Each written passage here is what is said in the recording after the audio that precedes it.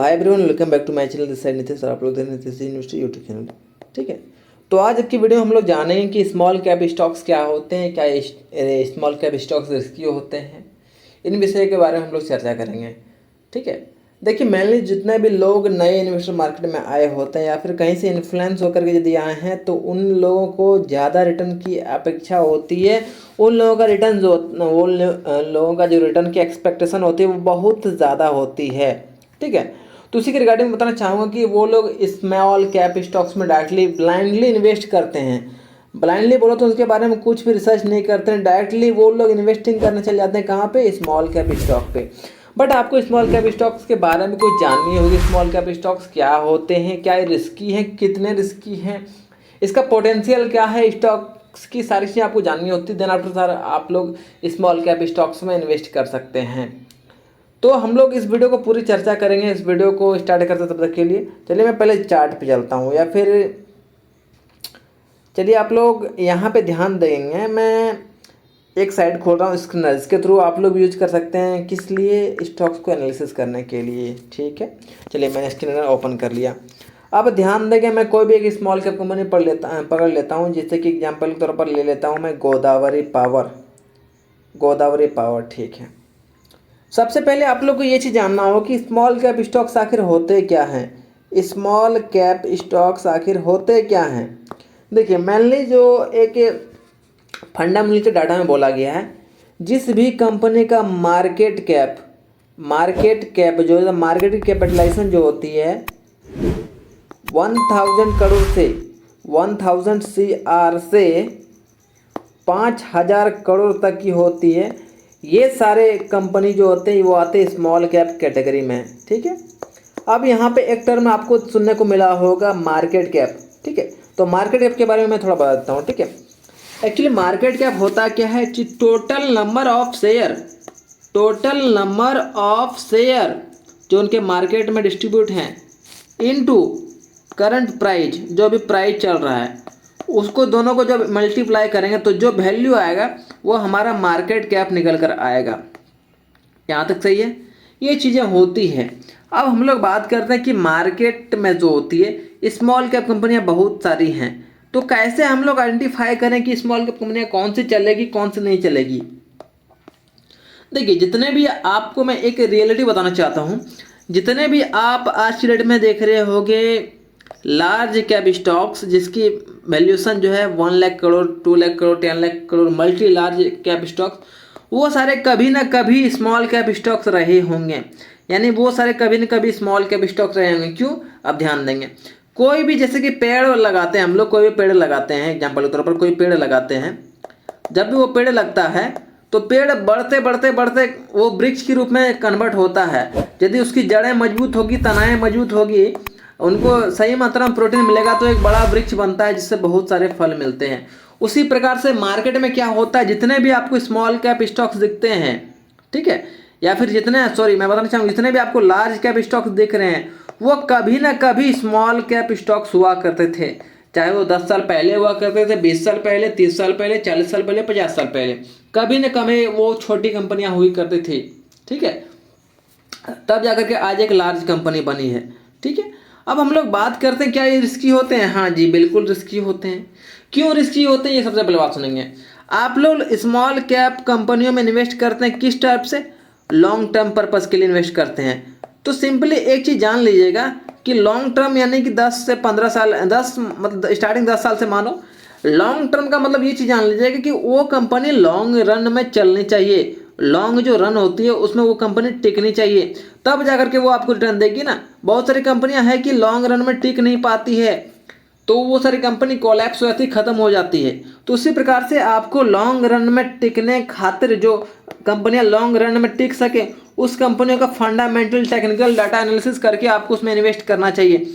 ऐसा नहीं कि किसी भी कंपनी में ब्लाइंडली इन्वेस्ट करो।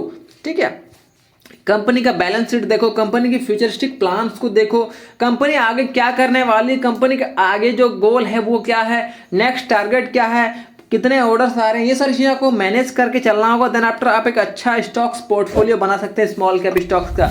और मैं बताना चाहूँगा जितने भी आप बड़े बड़े investor like that Rakesh Jhunjhunwala देख रहे हो, अजय केडिया देख रहे हो, जितने भी बड़े बड़े बिग जो इन्वेस्टर हैं वो लोगों ने जितना भी अपना वेल्थ बनाया है वो वेल्थ उन्होंने स्मॉल कैप स्टॉक्स में ही बनाया है।